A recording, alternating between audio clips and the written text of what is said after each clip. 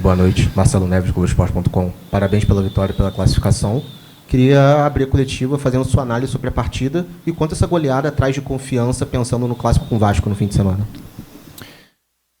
Eu acho que o mais importante de tudo foi a classificação, até porque a gente tem visto em outros jogos aí as dificuldades que as equipes têm passado. O futebol brasileiro está muito nivelado, não importa se o time é da 4ª divisão, 3ª divisão, 2ª divisão, 1ª divisão. Eu volto a repetir. Ontem vi os jogos, vocês puderam ver também as dificuldades de outros grandes clubes saindo. Hoje mais um, no caso o Fortaleza. Então não tem jogo fácil. O problema é que todo mundo no Brasil quer ver espetáculo, quer ver o time jogando bem. Infelizmente o futebol não é mais assim, não. Até porque desde que eu cheguei praticamente a gente não teve nem uma semana cheia. A cada 3 dias é um jogo sempre de uma competição, um jogo decisivo, um jogo importantíssimo. Não tem tempo para trabalhar, o desgaste é muito grande. Você vê que no final de semana nós estamos em Caxias, chuva, frio, campo pesado. Hoje nós estivemos aqui em Brasília buscando o resultado para nos classificar. É muito difícil, realmente, hoje em dia no Brasil todo mundo quer futebol bonito. Mas vai ficar bem difícil a gente ver futebol bonito, sem tempo para trabalhar e principalmente com o desgaste do time. Oi, Renato, boa noite. Vitor Lessa, Jornada Capital 1902. Você já falou em outras oportunidades essa questão do calendário, do desgaste que impede o time talvez de desempenhar um futebol melhor com essa sequência de jogos.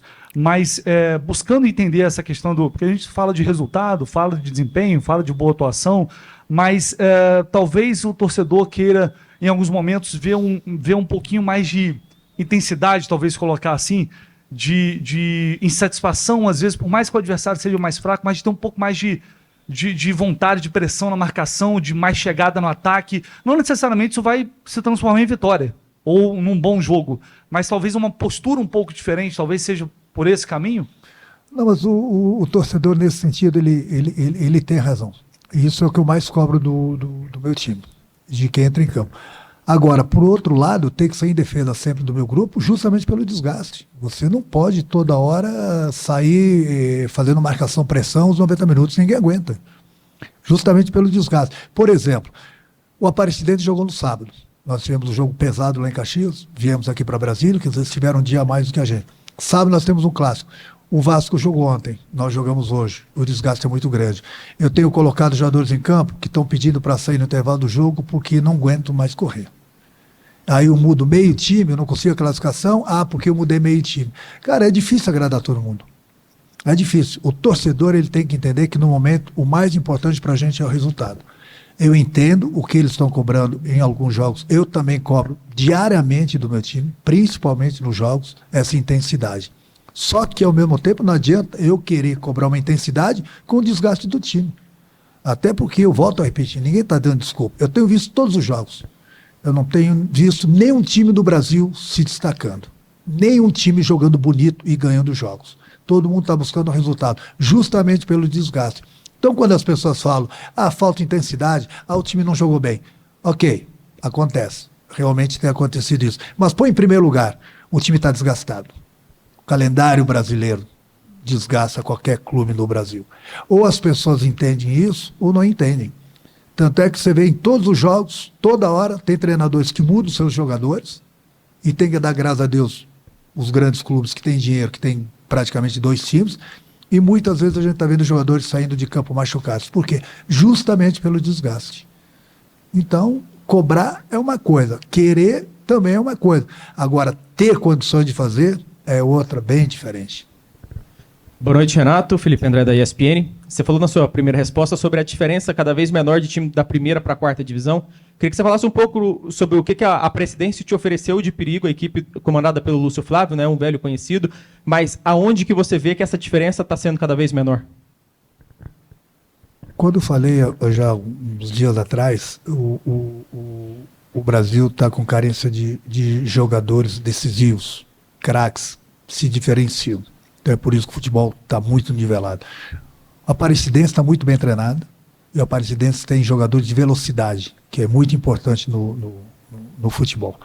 E para eles, era uma Copa do Mundo. E isso eu coloquei bem claro para o meu grupo ontem à noite e hoje na pré-eleição. Olha, Se a gente não entrar com bastante intensidade, se a gente não entrar focados no jogo o tempo todo, nós vamos ser surpreendidos. E fomos.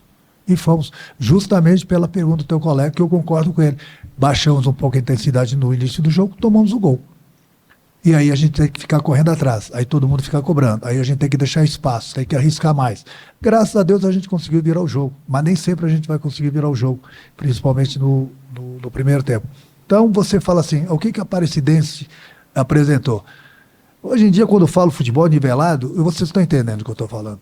Até porque eu estou dando exemplos. Ontem, o Grêmio saiu para um time que eu acho que é da 3ª divisão. Hoje, o Fortaleza saiu para um time da 3ª ou 4ª divisão, correto?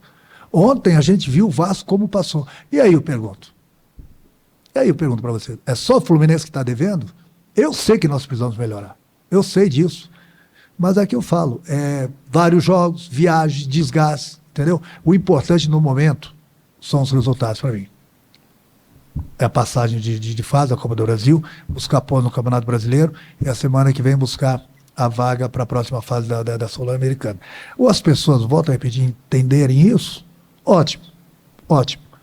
Até porque se o meu Fluminense tivesse tendo essa intensidade toda e não jogando tão bem em alguns momentos do jogo, se fosse só o meu time, eu estaria preocupado. Como não é o meu time só, entendeu? Então eu não fico tão preocupado assim, não. Oi, Renato, tudo bem? Nana Dinê, do Portal Metrópolis. Você falou muito hoje sobre desgaste e não só o clássico no final de semana contra o Vasco. Semana que vem tem um duelo importante contra o Once Caldas, que pode valer a classificação. E daqui a menos de um mês vocês têm o Mundial de Clubes, né? A Copa do Mundo de Clubes da FIFA. Então eu queria saber o que você está projetando, o que você projeta fazer para driblar essa questão do desgaste, tendo em vista a competição mundial que vocês têm.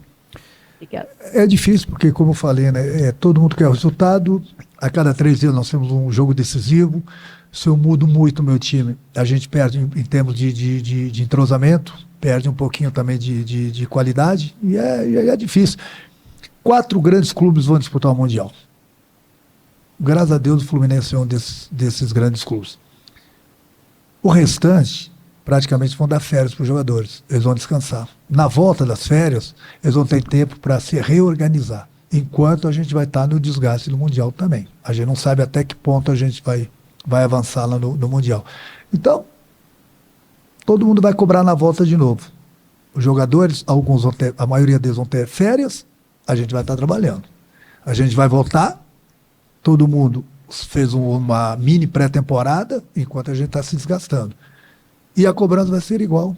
Infelizmente, no Brasil, assim, ninguém tem mais paciência. Ninguém tem paciência com os treinadores, ninguém tem paciência com os jogadores, ninguém quer cobrar. Ninguém quer ver o futebol bonito, quer ver o time ganhar. Todo mundo está assim, a exigência é muito grande. Às vezes, com 2, 3 minutos de jogo, as pessoas já estão cobrando. É muito difícil trabalhar assim.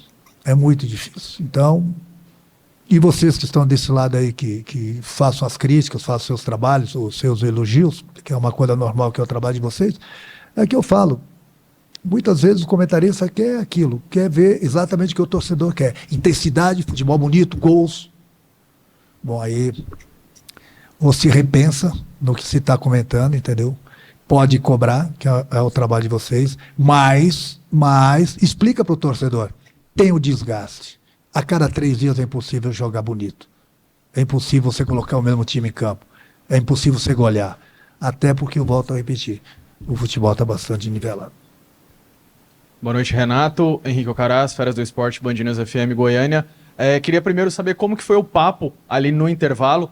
Claro que a Aparecidense começou ganhando, o Fluminense acabou virando o jogo. Para essa virada de chave, você fez algumas mudanças já pensando nessa sequência dura que tem pela frente, né? O que você projeta, o quanto que essa classificação de hoje vai impactar nos próximos jogos? Eu acho que o importante era a gente fazer o dever de casa, que era conseguir a classificação. Porque eu coloquei para eles, a Aparecidense é um bom time, está na 4ª divisão, então a gente tem que pensar. Se a gente ganha, é normal. É normal, ganhamos uma equipe da 4ª divisão. Se a gente perde, já pensou? Então ninguém ia querer desculpa. E nem eu iria dar uma desculpa, né? Nós respeitamos nosso adversário, não começamos com a intensidade que nós deveríamos, tomamos o gol, mas a gente não se desesperou, a gente corrigiu algumas coisas que estavam erradas, conseguimos ainda virar o jogo no primeiro tempo, no intervalo corrigir mais algumas coisas, praticamente a Aparecidense não criou mais nada, a gente tomou conta do jogo, a gente sabia que eles teriam que ir para frente, iam ter que deixar espaço, foi o que aconteceu, a gente aproveitou os espaços que eles deixaram e matamos praticamente o jogo e conseguimos o nosso objetivo, que era a classificação. Renato, boa noite. Arthur Ribeiro, Correio Brasiliense. Hoje em dia no futebol a gente está tendo um fato muito comum, está sendo times de divisões inferiores vendendo mandos quando tem jogo de Copa do Brasil. Isso aconteceu agora com a Aparecidense, acontece com o Flamengo também agora. E acaba que o Fluminense hoje mesmo teve a imensa maioria da torcida, acaba fazendo quase como se fosse 2 jogos em casa. Queria escutar de você um pouquinho o que você acha disso. Você acha que é algo que precisa mudar, precisa parar, precisa fazer com que os jogos sejam mais nas cidades locais, onde os times jogam, onde a torcida está? Ou você acha que é do bem, faz parte, é a questão do jogo mesmo? A tua pergunta é muito boa, mas eu sou empregado do clube, não sou eu que decido. Se você me perguntar, para mim foi ótimo, entendeu? A gente jogou no Maracanã, jogamos aqui em Brasília praticamente em casa. Mas eu cumpro ordens, as ordens vêm de cima. Então, o que tem que ser mudado são as decisões da CBF. Se tem essa brecha, os clubes se aproveitam. Se tem essa brecha, é porque os clubes também, de menores, né? De menores clubes, vendem seus jogos para arrecadar dinheiro. Quer dizer, ali existe o útil e o agradável. O time grande compra os jogos porque tem dinheiro. O clube pequeno, muitas vezes, se favorece para pegar esse dinheiro. É onde me mandarem jogar, eu tenho que ir. Sou empregado do clube, tenho que jogar. Quanto mais vantagens a gente tiver, melhor. A gente tem essa vantagem porque tem essa brecha. Mas não acontece só com o Fluminense, não. A tua pergunta é muito boa, acontece com todos os clubes.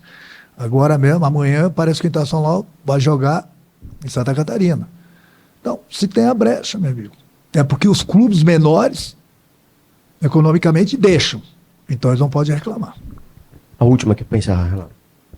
Boa noite, Renato. Jéssica Aline, que é os donos da Bola Brasília. Sobre a saída do Renato Augusto, vocês tiveram alguma conversa, você como líder dele, vocês tiveram uma conversa ou ele foi diretamente na diretoria? Você deu algum conselho para ele, por conta das lesões também? Ele estava se sentindo mal por não poder ajudar o clube, por não poder atuar. Então, eu queria saber desses bastidores, se vocês tiveram alguma conversa sobre isso. Olha, quando eu cheguei no Fluminense, já tinha esse zum, que ele poderia parar de jogar. Eu não estava acreditando muito, então ele foi levando, eu comecei a dar oportunidades para ele era um jogador importante, é um jogador inteligente, um jogador importante no grupo, é um jogador bem acima da média, é um jogador que nesses anos todos mostrou o valor dele, a capacidade dele. Fiquei triste, falei com ele ontem, mas praticamente já tinha me buzinado no ouvido que ele iria parar. Eu falei com ele ontem, perguntei por quê. Ele falou que não estava aguentando mais as lesões, estava um pouco estressado com as coisas, e ele estava precisando descansar. Eu ainda falei para ele ontem, pensou direito, repensa, você vai fazer falta pro futebol. Ele, não, eu pensei bastante, parei para pensar com a minha família e está decidido. Infelizmente é mais um jogador acima da média, que para no Brasil, pode ter certeza que muita gente não vai sentir falta dele porque ele não vinha jogando seguido, mas eu vou sentir pela qualidade dele. Obrigado, Renato. Boa noite, gente.